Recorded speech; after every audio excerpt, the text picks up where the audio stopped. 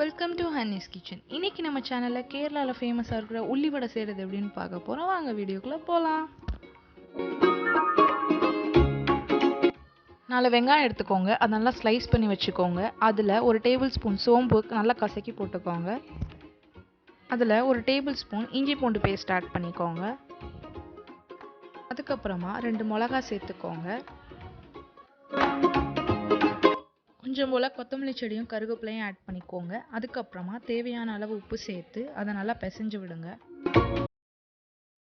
Teaspoon chilli powder add பண்ணிக்கோங்க. ஏன்னா நம்ம 2 மிளகா போட்டிருக்கோம், அதனால சில்லி பவுடர் கொஞ்சமாகவே ஆட் பண்ணிக்கோங்க. அதுக்கப்புறமா இது எல்லாமே சேர்த்து நல்லா பிசைஞ்சு விடுங்க.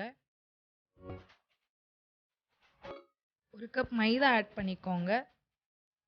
நான் கலருக்காக கொஞ்சம் போல் கலர் பொடி ஆட் பண்ணியிருக்கேன். உங்களுக்கு வேணும்னா நீங்கள் ஆட் பண்ணிக்கலாம்.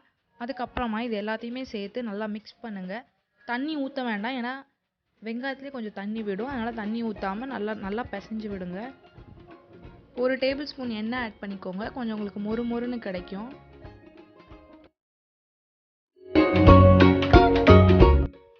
கொஞ்சம் போல் மாவு எடுத்து உள்ளங்கையில் வச்சு நல்லா தட்டி எடுத்துக்கோங்க. இப்போ எண்ணெய் சூடாயிருச்சு.